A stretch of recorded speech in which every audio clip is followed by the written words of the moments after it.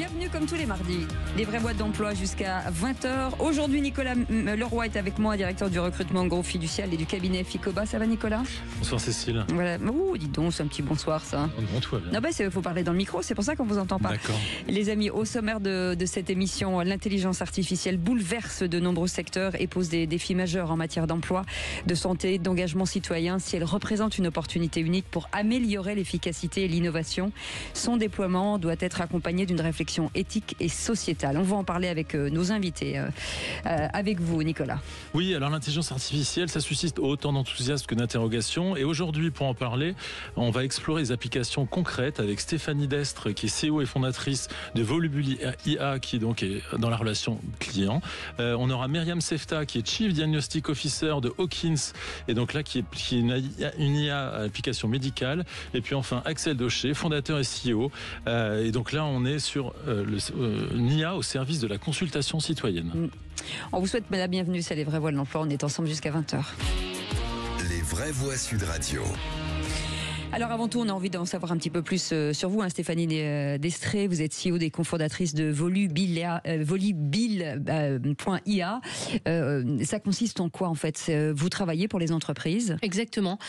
Quand on a vu arriver la révolution de l'IA générative, parce que l'intelligence artificielle, ça existait avant, mais là maintenant, cette intelligence artificielle générative, elle est capable de créer des contenus, des vidéos, du texte. On s'est dit qu'on avait maintenant les moyens de révolutionner la relation client. La relation client, on pense souvent à des très grands call centers avec des centaines, des milliers de personnes qui répondent en permanence à des clients avec beaucoup de tâches répétitives. Aujourd'hui, nous, chez Volubile.ai, en fait, ce qu'on a créé, c'est une machine qui parle et converse comme vous, comme moi, qui est capable aussi de comprendre un contexte et de répondre parfaitement aux questions d'un client ou d'un prospect. Axel Daucher, fondateur de SEO de Make.org, l'IA au service de la citoyenneté. Oui, en fait, il y a un vrai sujet aujourd'hui sur une démocratie qui s'effrite et qui est d'ailleurs aussi challengée par l'IA, parce que l'IA peut faire beaucoup de mal à la démocratie. Mais nous, ce qu'on développe, c'est des solutions pour renforcer la démocratie. C'est-à-dire comment est-ce qu'on fait pour utiliser l'IA afin d'avoir des millions, je dis bien des millions de personnes qui collaborent à la construction de la politique publique des transports ou au règlement d'un conflit frontalier entre deux pays en guerre, par exemple. Alors Myriam Sefta, vous êtes dans une des applications qu'on met en avant pour valoriser l'IA. Vous, c'est le médical. C'est ça, tout à fait. Donc à Hawkins, aujourd'hui, on travaille sur vraiment deux grands domaines d'application de l'IA pour le médical. Donc d'une part, l'IA pour aider les chercheurs en biomédical à mieux comprendre finalement la complexité du vivant, c'est-à-dire qu'Hawkins a été vraiment construit avec l'observation qu'en fait le vivant est tellement complexe que c'est illusoire de penser qu'un cerveau humain seul peut vraiment comprendre tout ce qui s'y passe. Donc on utilise l'IA comme outil de recherche. Et d'autre part, on utilise aussi l'IA pour créer des diagnostics. Donc c'est l'activité que je dirige sur tout ce qui est analyse d'imagerie médicale et notamment tout ce qui est données de pathologie numérisée. Donc c'est tout ce qui a à voir avec les images de tumeurs, par exemple, qu'on pourrait visualiser sous un microscope suite à une biopsie ou une résection chirurgicale d'une tumeur. Stéphanie Destre, aujourd'hui, est-ce que l'IA peut comprendre ce que dit l'humain ou finalement il ne fait que le copier en fait? Alors, ça va jusque quoi en bonne fait question. Aujourd'hui, l'IA bien sûr va copier puisque l'IA est basée sur des calculs, sur des montants de données absolument incroyables. Mais il est capable de comprendre. Un exemple concret, un jour un client a appelé Volubile pour demander à retarder sa livraison parce qu'il venait de perdre son papa. Et automatiquement, Volubile a répondu je vous adresse mes condoléances et je suis vraiment navrée d'apprendre cette nouvelle. Donc en fait, bien sûr qu'il va copier au début, mais comme le disait Myriam, comme l'IA générative a accès à un nombre de données qu'un cerveau humain ne peut pas encaisser tout seul, elle surprend toujours dans le bon sens. Elle surprend toujours parce qu'elle est dans la plupart des cas meilleure que l'humain. Alors ce que vous dites aujourd'hui, c'est que finalement, il y a une part d'initiative que l'IA est capable aujourd'hui de prendre. Oui, bien sûr. Bien sûr. L'IA, c'est pas, alors en tout cas dans notre cas chez Volubile.ai, c'est pas un répondeur amélioré. Ce que j'appelle un répondeur amélioré, c'est par exemple quand on dit à une machine, si l'humain ou le client qui appelle répond oui, il faut dans ces cas-là dire ça. Si le client répond non, il faut dire ça, etc. Là, pas du tout. L'IA converse comme vous et moi, elle comprend le contexte et elle est capable, à partir des données qu'on lui donne dans ce contexte-là, de répondre parfaitement. Axel Daucher, alors cette intelligence artificielle, elle arrive à traduire finalement une opinion de masse, à donner quoi, des sous-ensembles, à percevoir justement comment dans cette masse on peut faire sortir des minorités, par exemple. Alors en fait, évidemment qu'on utilise l'IA notamment pour traiter des volumes de données très importantes, mais c'est pas l'endroit le plus radical. Le plus radical, c'est dans l'accompagnement du citoyen. Le plus difficile pour reviver la démocratie, c'est de faire participer des gens qui n'ont pas forcément envie de le faire, qui se sentent pas légitimes, qui savent pas, qui ne comprennent pas les sujets. Ouais. Et là, l'IA est un incroyable accompagnateur. On arrive, grâce à l'IA, à lui faire comprendre, par exemple, tous les débats à l'Assemblée nationale sur, par exemple, le glyphosate. On peut aller sur la télé et voir c'est incompréhensible. L'IA, extrêmement facilement, on peut expliquer qui est pour, qui est contre, pourquoi le projet de loi est différent du rapport parlementaire. Toute la complexité du monde devient à hauteur de citoyen. Et c'est ça qui change tout, parce que ça permet de maximiser la contribution d'une simple personne à un débat extrêmement large. Et en revanche, juste pour rebondir, nous, on est dans un IA qui est extrêmement exigeant d'un point de vue éthique. On ne veut surtout pas qu'il change l'opinion du citoyen. Mais justement, il peut donner un avis. Vous êtes un peu biaisé le retour qu'il vous fait, parce que autant en médical que dans la relation client, il y a une certaine objectivité. Vous, en politique, les données, finalement, peuvent être un peu orientées. Alors, c'est très très important ce sujet-là, parce que l'IA va être partout dans tous les processus bientôt, et effectivement, il y a des biais inhérents à l'IA. Est-ce que l'IA est de gauche? Est-ce que l'IA est de droite? Etc. Et là, aujourd'hui... Est-ce qu'elle a une opinion, déjà, à la base? Oui, alors, elle ne sait pas qu'elle a une opinion propre, c'est qu'in fine, elle exprime plutôt des opinions de gauche ou de droite, ou républicaines ou démocrates, ou, enfin, bref, les contextes sont différents. Et donc, on a tout un travail de fond, et on fait travailler beaucoup de sociologues là-dessus, sur la définition des biais, de façon à redresser l'IA pour la rendre neutre et donc capable d'aider un citoyen sans interférer avec lui. Et ça, c'est l'enjeu d'éthique de 10 années qui viennent de l'IA. Et Myriam Sefta, est-ce que finalement, elle détecte mieux, cette IA, les maladies que des médecins? Est-ce que l'analyse est plus fine que celle d'un médecin classique? Elle peut être plus fine, oui, que l'analyse d'un médecin classique. Alors après, c'est vraiment dans quelles conditions on teste ces solutions. C'est-à-dire que un médecin, si on lui donne un temps infini pour regarder une image, pour bien comprendre ce qui se passe dans un contexte de recherche, pour faire certaines prédictions, par exemple, très probablement, on va avoir des performances similaires à ce qu'on peut faire avec de l'IA. L'intérêt ici, c'est qu'on processe des quantités de données assez spectaculaires en un temps très court. Et en fait, ce qu'on sait aujourd'hui, c'est que dans le médical, ce qui manque beaucoup, souvent, c'est le temps. Et donc, ces solutions permettent non pas de remplacer le médecin, mais justement de récupérer du temps sur des tâches à plus grande valeur ajoutée et de leur libérer du temps sur des choses que justement dont l'IA peut bien s'emparer. Mais ça veut dire que c'est plus de fiabilité, quelque part, sur le diagnostic ? Alors nous, on travaille vraiment sur tout ce qui est médecine de précision, c'est-à-dire qu'on travaille sur l'aval, c'est-à-dire le diagnostic, par exemple, d'un cancer a déjà été posé, et là, on est plutôt sur la question de, par exemple, quel traitement on va donner à ce patient. Ce qu'on sait aujourd'hui en oncologie, c'est qu'on a une grande variabilité entre les patients, donc en fait, c'est illusoire de penser qu'on peut loger tout le monde à la même enseigne et que les mêmes stratégies thérapeutiques vont marcher pour tous les patients. Donc on a un gros enjeu qui est comment on va personnaliser la prise en charge en fonction des caractéristiques propres du patient et de sa tumeur. Et donc c'est là où l'IA peut vraiment apporter quelque chose, c'est-à-dire peut analyser vraiment toute la complexité des données qu'on va collecter sur ce patient pour vraiment trouver quelle est la meilleure piste pour la prise en charge de ce patient. Alors moi justement, vous écoutez, on vous dit le médecin garde la partie à forte valeur ajoutée, mais en quoi finalement l'IA peut pas derrière générer le diagnostic par lui-même, surtout si en plus on voit qu'aujourd'hui il y a une progression dans la relation avec le client, il peut y avoir aussi une amélioration dans la relation avec le patient. Donc finalement, je vois plus où est la tâche qui reste inhérente au médecin. Alors à terme, oui, on peut imaginer dans beaucoup d'années avoir des diagnostics qui se feraient automatiquement sans la présence d'un médecin. Aujourd'hui, en termes de technologie, en termes de confiance, en termes d'adoption, on n'y est pas du tout. Donc pour moi, c'est un petit peu potentiellement l'impact à très long terme, mais c'est pas là que l'IA finalement apporte la plus grande valeur. C'est-à-dire qu'en termes de besoin médical fondamental, ce dont on a besoin, c'est pas de remplacer les médecins, c'est d'avoir une meilleure prise en charge des cancers.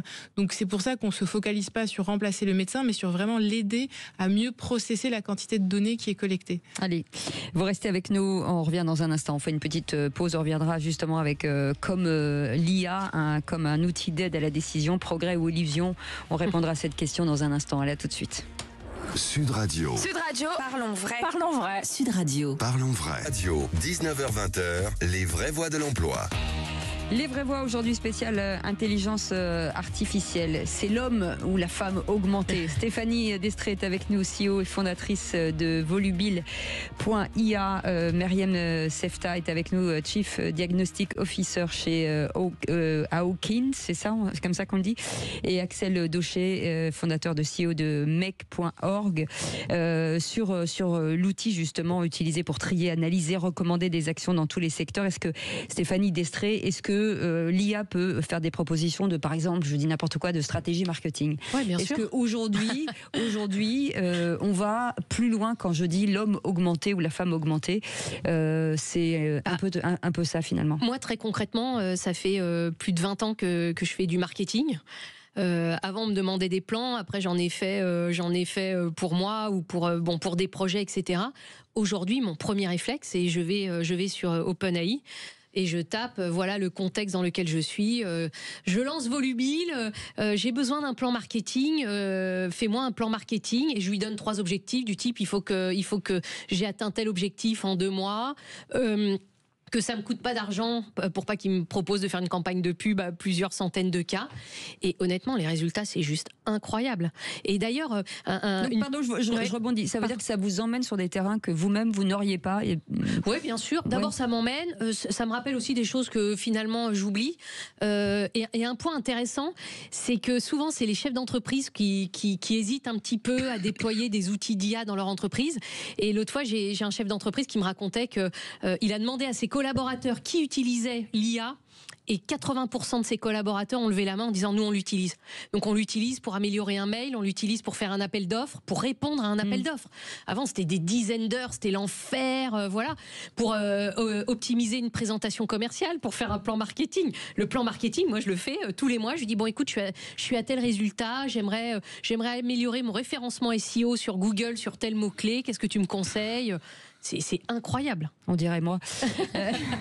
Il y a quel type de recommandations, Axel Daucher, on pourrait faire sur l'IA, sur justement un sujet qui est très précis chez vous, c'est la démocratie. On en parlait tout à l'heure sur comment. Là, il faut être très précis parce que c'est tellement fragile, surtout ces derniers temps. Qu'est-ce que peut apporter aujourd'hui l'intelligence artificielle ou en quoi il faudrait se méfier? Alors, je vais donner quelques exemples. Par exemple, on prend une zone de conflit, de guerre, avec 2 pays qui ne parlent pas la même langue. Qui sont parfois même les belligérants ou pas, mais en tout cas une zone de conflit. On peut créer de la collaboration entre des pays, entre des citoyens, les citoyens qui sont vraiment sur le terrain, de langues différentes, et construire avec eux un scénario de retour à la paix. Ça, avant, c'était absolument impensable. Et ça change tout. Ce n'est plus simplement une discussion entre chefs d'État, mais ça devient une discussion où finalement les zones de consensus, elles sortent de la population. Donc ça change tout. Un deuxième exemple, vous voulez à un moment rebâtir ou renforcer la politique contre les violences faites aux femmes. Vous allez demander à 10 millions de personnes de travailler, de discuter, de donner leur avis. Et l'IA va nous permettre non seulement de comprendre ce que les gens veulent, quand ils proposent quelque chose, de leur dire est-ce que vous dire plutôt ça ou plutôt ça, de les emmener les plus loin possible de leur contribution et de commencer à construire la vision commune des 10 actions sur lesquelles tout le monde est d'accord, c'est-à-dire celles sur lesquelles on peut avancer tout de suite, qui vont avoir le maximum d'impact. Et troisième exemple, la décomplexification du monde, je l'évoquais tout à l'heure. On est dans un monde où on vit tous l'impression que tout est de plus en plus compliqué chaque jour et qu'on a du mal à comprendre ce qui se passe et on est un peu en retrait finalement de ce maelstrom auquel on ne comprend plus rien. L'IA permet de remettre la complexité à la hauteur de chaque citoyen. Mais est-ce que ça veut dire que ce qui est intéressant avec l'IA, c'est qu'elle finalement elle est dépassionnée? Il n'y a pas d'émotion, il n'y a pas de... Voilà, donc c'est très factuel. Oui, mais ça c'est très dangereux parce qu'on a l'impression que parce qu'elle est dépassionnée, elle est objective. Et en fait, non, elle n'est pas objective, elle a des biais. On l'évoquait, les biais dans tous nos métiers. Et donc il y a un travail extrêmement important d'assurer que ces biais sont maîtrisés. Les biais, ça peut être dans mon domaine, ça peut être des biais d'opinion, en fait, l'idée peut être de gauche ou de droite, ça peut être des biais de représentation, c'est-à-dire que la représentation du monde, elle est alors, c'est un choix politique, elle est genrée, pas genrée, mais je vais en sortir un biais que j'adore parce qu'on ne s'est jamais posé avant, que les grands théoriciens de la démocratie ne se le sont jamais posés. Vous prenez une énorme quantité de documents, vous demandez à l'IA de faire une synthèse, c'est simple. Ouais. Quel poids il va donner aux idées majoritaires par rapport aux idées minoritaires? Et la société qui en ressort, c'est pas la même. Et donc ce choix-là, c'est un choix fondamentalement politique. Et donc à un moment, quand on va débiaiser l'IA, il faut déterminer le choix en toute transparence que l'on fait sur ces nouvelles questions. Et donc l'IA pose des questions à la démocratie que la démocratie ne s'était jamais posées. Alors moi je vais me faire l'avocat du diable. La démocratie finalement c'est un système qui n'est pas objectif en lui-même, puisqu'il y a des tas d'États qui sont pas pour la démocratie. Et déjà est-ce que finalement c'est pas le premier biais que vous introduisez dans l'IA en disant la démocratie c'est la normalité? Ah non, pas du tout, parce que je m'inscris dans un cadre démocratique. J'essaye pas de mettre l'IA en Russie par exemple. Par exemple. Dans un cadre démocratique, le principe c'est qu'il y a des gens qui s'expriment. Et moi, ce que je veux, c'est que dans leurs interférences avec l'IA, ils ne perdent pas leur libre arbitre. La base de la démocratie, dans les pays qui ont adapté un système démocratique, c'est que chaque citoyen garde son libre arbitre. Alors, le libre arbitre est le fruit des réseaux qu'on suit, des radios qu'on écoute. Donc, le libre arbitre, c'est pas quelque chose d'absolument absolu. Mais l'IA pourrait radicalement changer le libre arbitre des gens sans qu'on s'en rende compte. Donc c'est ça le sujet. Il faut absolument que l'IA respecte cet espace qui fait qu'en pleine conscience, on est un citoyen qui prend position, qui vote et qui participe à une politique. Myriam Festa, justement sur les médecins, comment doit se positionner finalement un médecin sur les recommandations de l'IA par exemple? Très compliqué cette question. Comment se positionner? Alors je pense que aujourd'hui, est-ce qu'un médecin est capable de dire que par exemple que l'IA se trompe? Si on pousse un petit peu l'analyse, c'est difficile. Vous avez quelques heures, vous inquiétez pas. Alors l'avantage qu'on a, c'est qu'en fait, les méthodes qui permettent de valider justement un nouveau protocole médical ou une nouvelle prise en charge ou une nouvelle innovation en médecine existent déjà en dehors de l'IA. D'accord. Et donc en fait, il y a des choses qui sont reconnues par la communauté médicale comme étant des preuves de l'impact d'une nouvelle prise en charge d'un produit sur les patients. Et c'est par exemple un essai clinique. Les essais cliniques, c'est des tests dans un environnement contrôlé avec des méthodologies statistiques très très très poussées pour prouver l'impact, par exemple, d'une nouvelle thérapie, d'une nouvelle prise en charge sur les patients.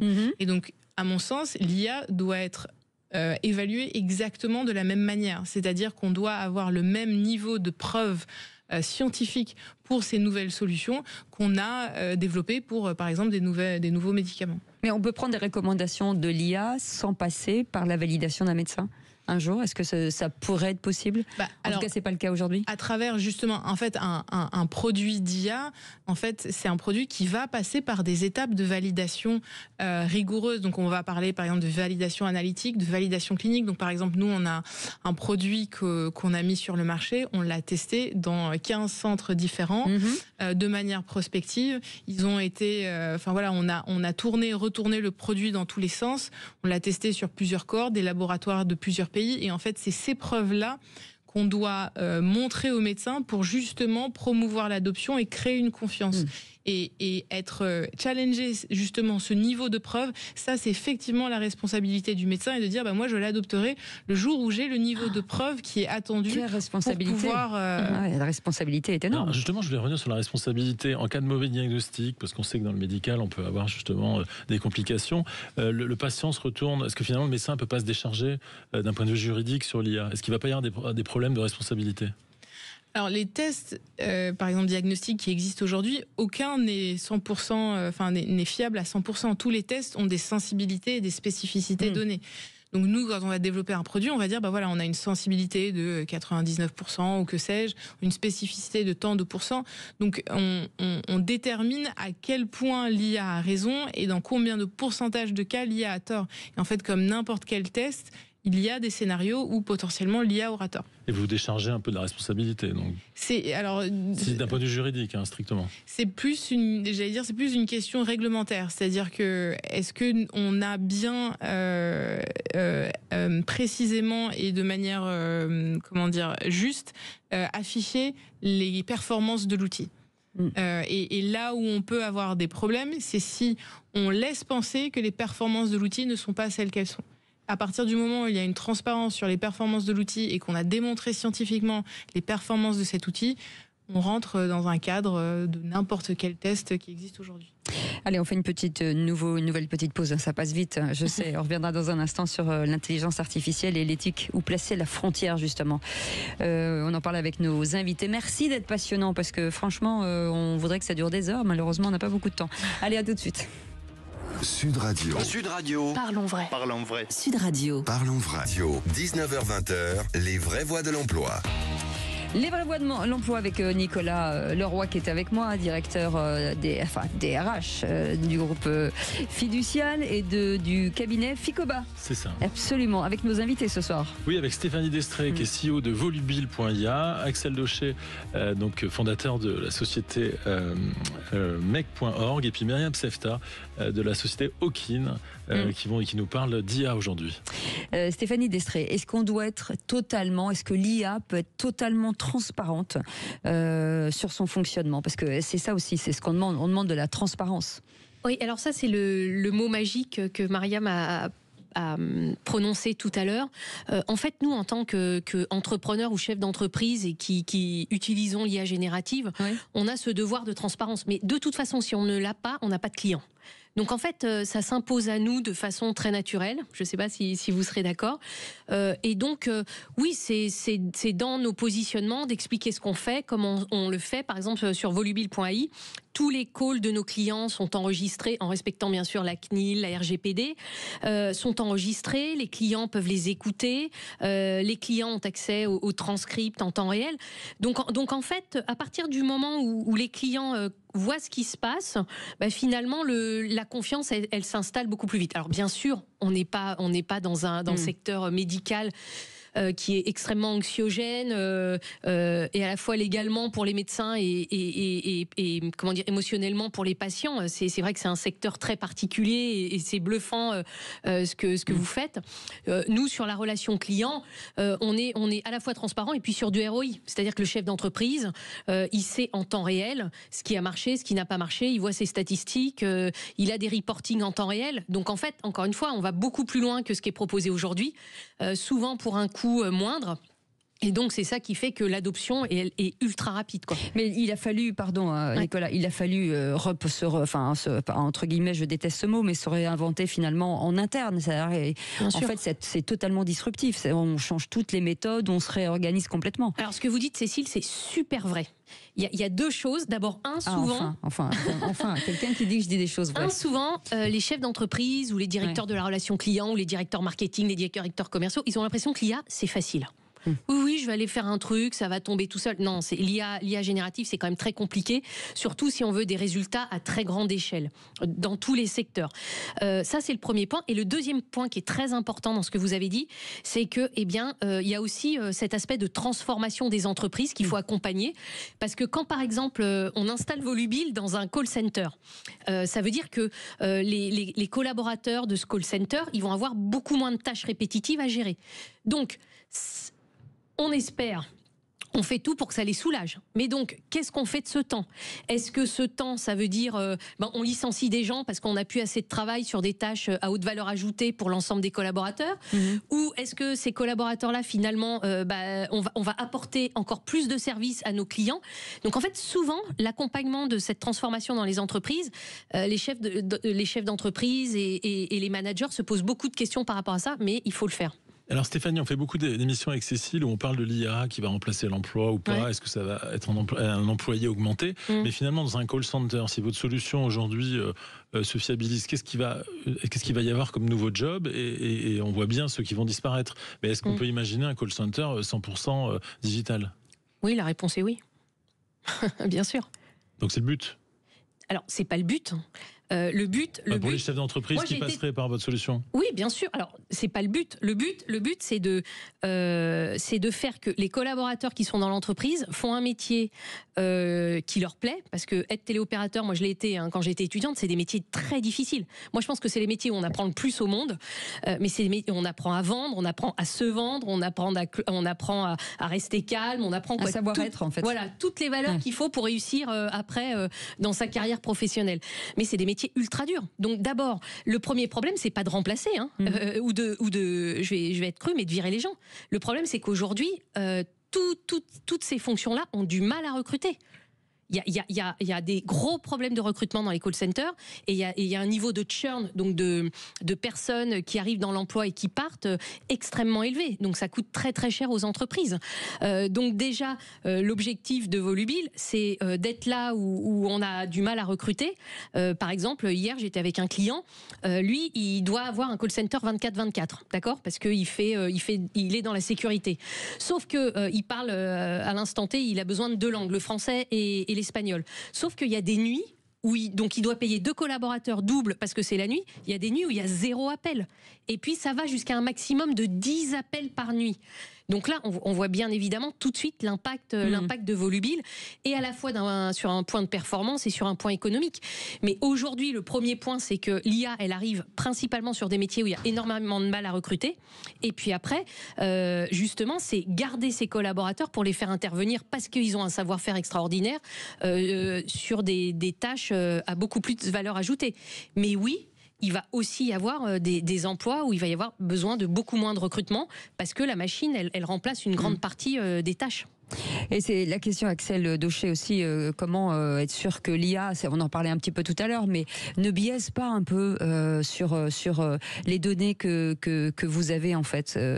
Comment on peut vérifier ça? Comment on peut être certain quand vous rentrez des dizaines et des dizaines, voire des centaines, voire des milliers d'opinions, de choix d'humains, et ce travail d'analyse de l'intelligence artificielle, comment être sûr? C'est-à-dire que vous ne pouvez pas tout vérifier. Alors, je pense qu'il faut prendre un peu de recul sur ce qu'on appelle le risque de l'IA sur la démocratie en tant que tel. Au-delà de le premier risque de l'IA sur la démocratie, c'est le mauvais usage de l'IA à des fins de manipulation, à des fins d'ingérence, de déstabilisation d'un pays, de campagne. Donc là, peu importe les biais, c'est juste que c'est dans des mains qui vont l'utiliser pour déstabiliser une élection. C'est ce que fait la Russie régulièrement, ce qu'elle a tenté de faire sur les dernières élections. Je ne sais pas si vous avez vu, mais en Roumanie, l'élection a été annulée parce qu'elle a été trop manipulée. En Slovaquie, un seul deepfake a fait changer le résultat de l'élection. Donc on est vraiment à une zone où le premier sujet sur lequel on doit tous se mettre, et c'est un enjeu de perpétuité de notre société, c'est de protéger absolument le système démocratique au sens des élections dans les pays démocratiques, de façon à ce que leurs résultats veuillent dire quelque chose. Après, il y a un deuxième niveau, c'est maintenant, on va aussi utiliser ça pour améliorer la démocratie. Tous les exemples que j'ai donnés tout à l'heure. Et là-dessus, dans la manière dont on va construire les interactions avec les citoyens, les faire participer et ce qu'on va restituer, oui, c'est là où le problème des biais arrive. Et là, c'est un problème de fond, c'est un problème qui arrive partout dans l'IA. Comment est-ce qu'on travaille là-dessus? Nous, ce qu'on fait, c'est qu'on a monté un programme de recherche de 50 chercheurs pendant 2 ans, avec le CNRS, la Sorbonne, Sciences Po, mais aussi Harvard et d'autres universités dans le monde, pour être le premier programme de recherche qui va travailler les biais de l'IA dans un contexte démocratique. Alors c'est le début du chemin, parce que c'est assez long, et c'est là où on est obligé de se poser des questions de refondation des principes démocratiques que personne ne s'est jamais posé. Donc on sent qu'on défriche quelque chose, et qu'à travers ce défrichage, finalement on se construit une version beaucoup plus concrète de l'éthique. Quand tout le monde parle de l'IA doit être éthique, etc. Personne ne sait ce qu'il y a derrière. Dans un contexte démocratique, là on commence à pouvoir le définir, on sait effectivement ce que ça veut dire. Mais vous travaillez pour des clients. Est-ce que moi demain je suis client? Est-ce que je suis client d'un pays étranger? Est-ce que je peux utiliser justement tous ces biais pour influencer à mon profit, si je suis entreprise ou État, une élection ou des consommateurs? Alors nous on a une charte éthique assez contrainte, avec un conseil éthique qui a le droit de vie ou de mort sur nous. Et par exemple, on ne travaille jamais pour un candidat ou un parti politique. On ne travaille jamais pour un pays qui travaille donc nous on est exclusivement dans le renforcement des pouvoirs publics tels qu'ils sont, et on travaille aussi pour des entreprises.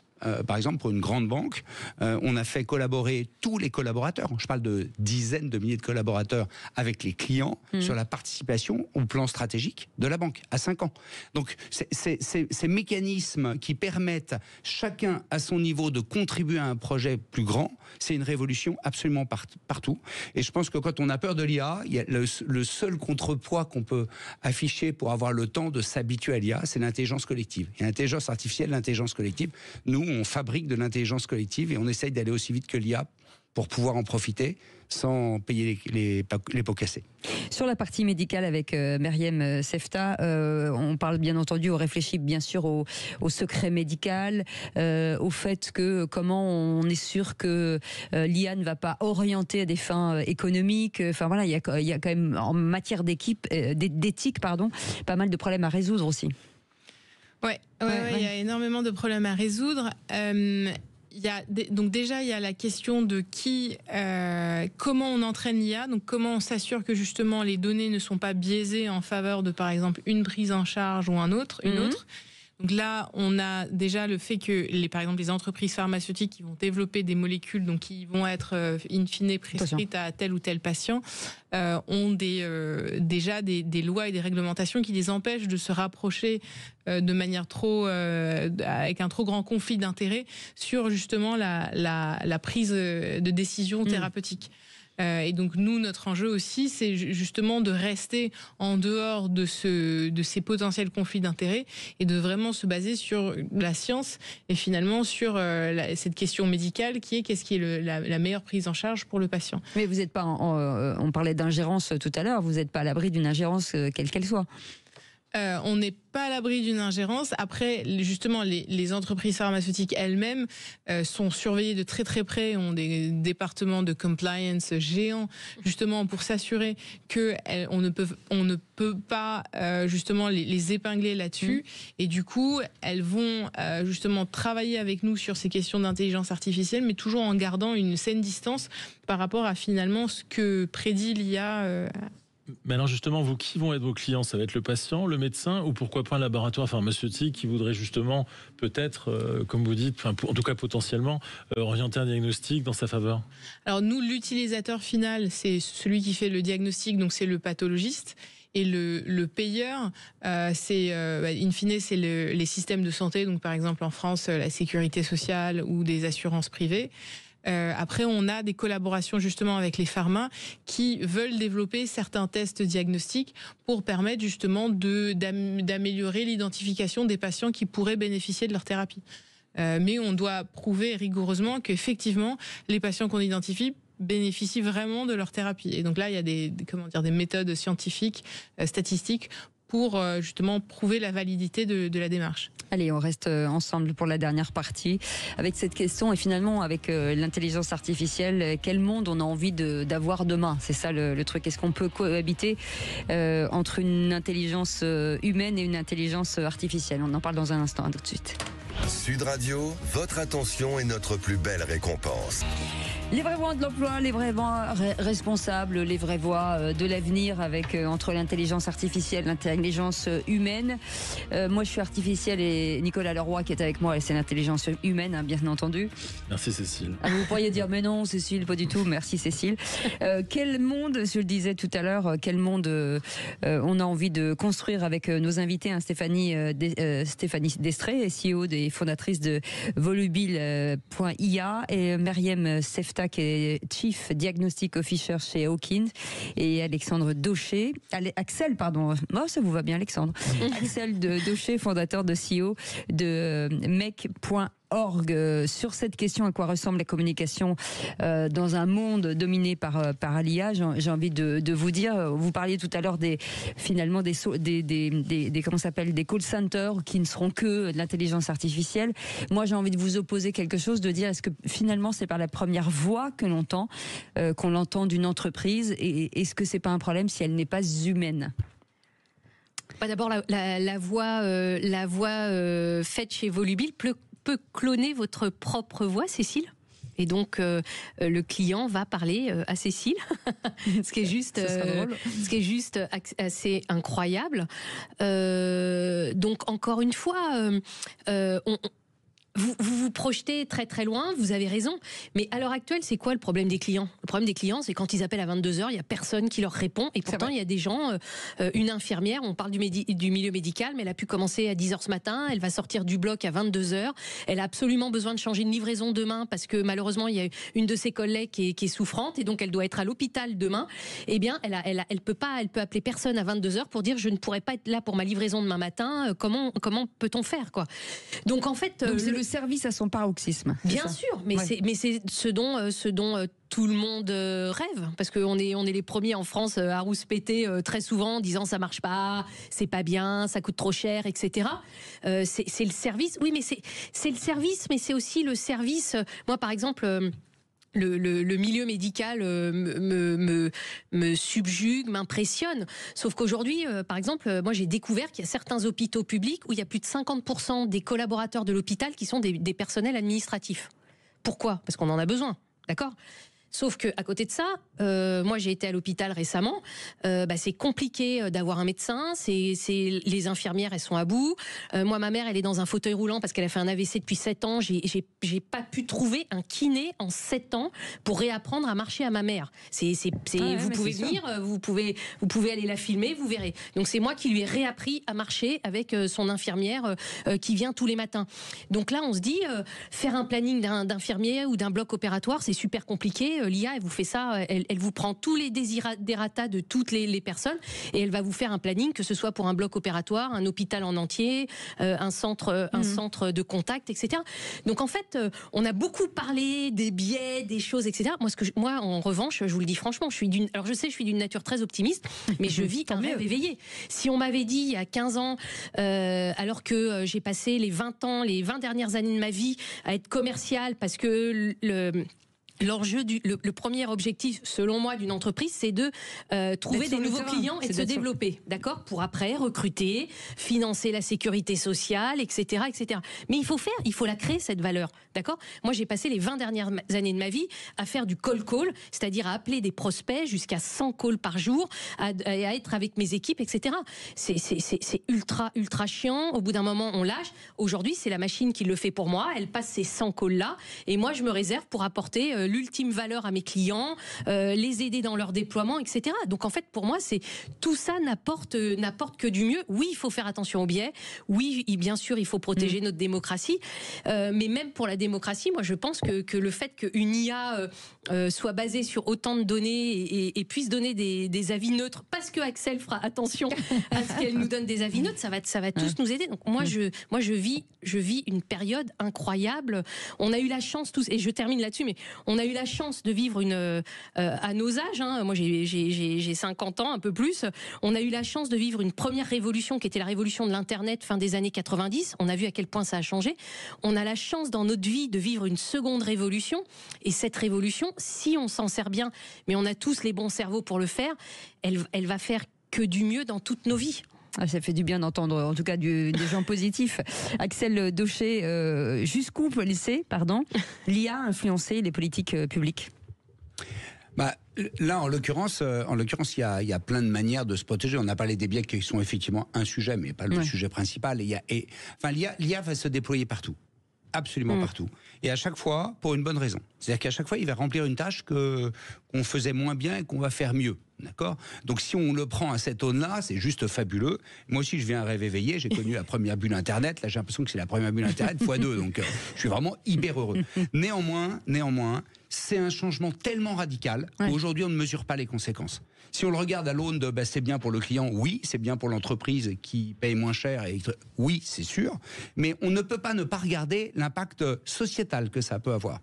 Aujourd'hui, si au lieu d'avoir 100 000 employés qui travaillent sur des jobs pas bien, mal payés, et qu'on remplace par l'IA, il y a un côté où on se dit au moins ils pourront faire autre chose. S'ils se retrouvent au chômage et que la totalité de l'énergie va aller sur OpenAI aux États-Unis, tout l'argent collecté va aller à OpenAI.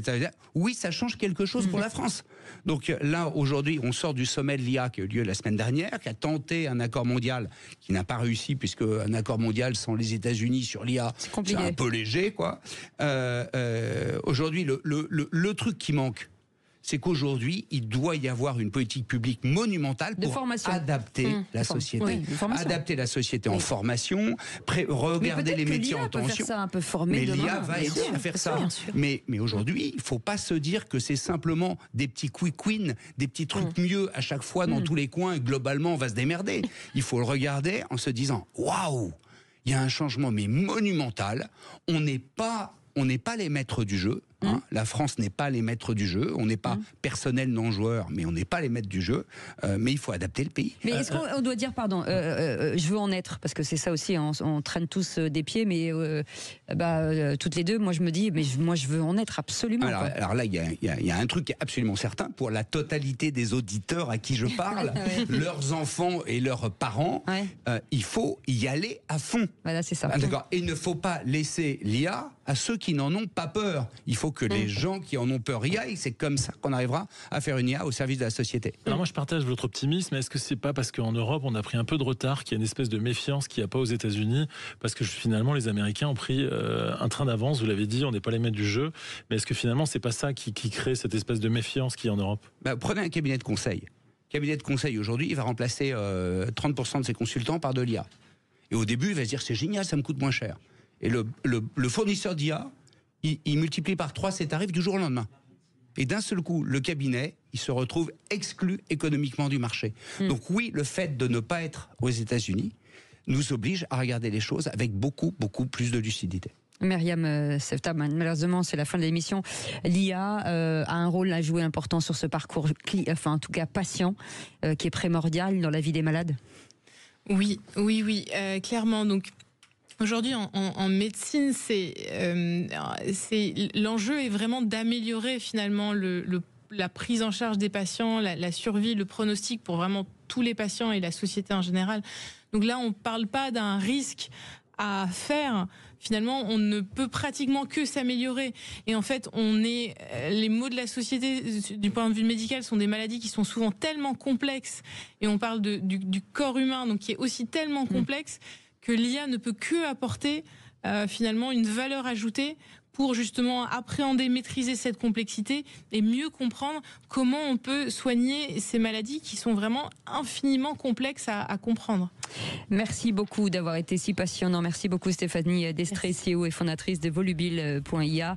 Merci Myriam Sefta, Chief Diagnostic Officer chez Hawkin. Et merci beaucoup Axel Daucher, fondateur des CEO de Make.org. Si vous n'avez pas entendu cette émission, vous pouvez la réécouter bien entendu sur notre un peu partout, sur les plateformes, qui sera diffusée partout, et notre chaîne YouTube. Et je vous incite à vous êtes abonné à notre chaîne YouTube autour de là évidemment. Bien sûr. D'accord, bien sûr.